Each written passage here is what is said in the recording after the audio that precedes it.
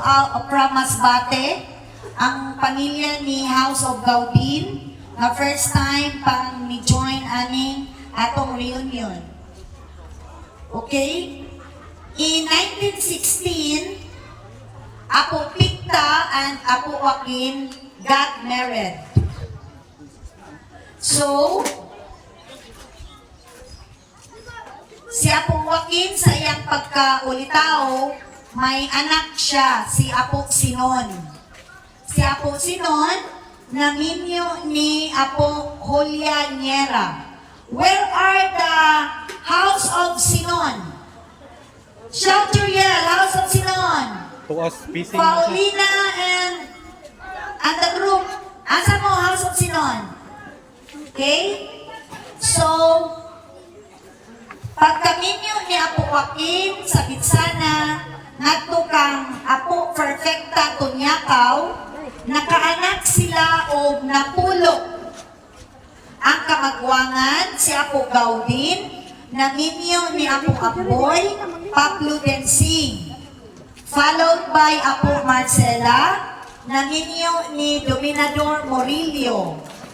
Ang ikatulo si Apo Rosal, naminyo ni Tranquilino Esprigante.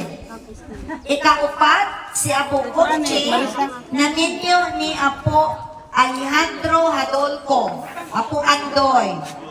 Ikalima si Apo Misyon, naminyo ni Apo Placida Pising Katigbi. Ikaunom si Apo Dulce, naminyo ni Apo Piling Sabinay. Ang ikapito si Apo Pitang, Apo Agapita, naminyo ni Apo Sosimo Corto. Ang ikawalo nga anak, si Apo Ehipsyo. Si Apo Ehipsyo, sa college days niya namatay sa Cebu, so wala na takaabot niya. Ang ikasiyam, si Apo Lipi, naminyo ni Apo Dadoy sa Bornido, o naminyo kagusog kang Apo Alejandro Hadolco. O ang ikanapulok nga anak, si Apo Supring, naminyo ni Apo Lizormenda Castrodes, o naminyo sad ni Apo Aurora Ducalios. Okay? Prior to the 80s, the members of the Sabitsana clan were like stones scattered everywhere. As the families grow, some were given no choice but to leave the family hometown, Acta, Almeria. This in search of good fortune and in preparation for a better life and future for their siblings. But the fear of disintegration, the fear of not knowing one's roots, and the desire to preserve the Filipino value of family solidarity and unity gave birth to the gathering of the Sabitsana clan in 1982. Inspired by the clan matriarch and grand lady Apo Pecta, her children with the full support of the grandchildren organized the first reunion on May 20 to 22, 1982. Apo Pecta was crowned queen of the first clan reunion. Owing to the success of the first reunion, the members resolved to hold the second reunion 3 years later. So on May 24 and 25, 1985, we had our second Sabitsana clan reunion. The third was last May 17 to 19, 1990. It was 5 years after the second reunion, followed by the fourth reunion on May 29 and 30, 1993. And on the fifth reunion was on May 22 to 25, 1997, 4 years after the fourth.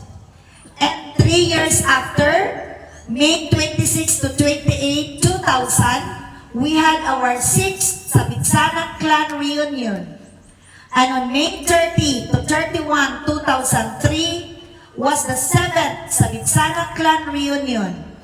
3 years after, on May 27 to 29, 2006, was the 8th Sabitsana Clan Reunion. The 9th was on May 28 to 30, 2009. 10th was on May 25 to 27, 2012. And the 11th Sabitsana Clan Reunion was last May 23 to 25, 2014. Followed by the 12th Sabitsana Clan Reunion on June of 2016. 7 years after, imagine 7 years na dugay kayo tang nag-meet. 7 years after, the 13th Sabitsana Clan Reunion was here on July 22 to 23, 2023. And today, May 1 until tomorrow, 2026, is the 14th Sabitsana Clan Reunion. So we are all hoping that every year we will be gathered here in Agta. I will continue. This tradition has to be carried on forever, for every member of the clan is committed to the cause of Apopekta. This legacy has to live on and on, but in due and ample time, as the famous biblical verse says, there is always time for everything. There is time to scatter stones and a time to gather them. Here are some of the objectives of having this reunion. The immediate objective, to renew pledge of commitment to the Sabitsana clan for lasting peace and unity. To welcome long-lost family members, balikbayans, and new members of the clan. And to discover, develop, and enhance talents and skills among the young members of the clan. Here are the long-range objectives. First, to preserve the Filipino values of respect for the young and the old, and the family, solidarity, and unity. To preserve and promote the legacy of Apopekta, the clan matriarch. To assist or help the less fortunate members of the clan and work towards self-reliance. And lastly, to inspire clan members to aspire high and be useful citizens of the community and the country. This program was crafted and compliments of Jack Nancy to Arthur and family. During this time, this is the second Sabitsana Clan Reunion when this program was crafted. Their theme was, in unity, there is strength. Sa panaghiusa, anaa ang kakusog. For this 14th reunion, we have our team, courtesy of SB Supremo Victor Sabitsana, delighted to be reunited because it takes one to know one. So, maulang na ang background sa pamilya sa Sabitsana so that everyone will be informed kay daghan man ang mga first or second timers pa nga ni-join. Our activity this afternoon, after the visit to the cemetery to our loved ones, after this will be the 3x3 basketball, dinha, singing contest by generation, and then it will be followed by parlor games. Thank you very much.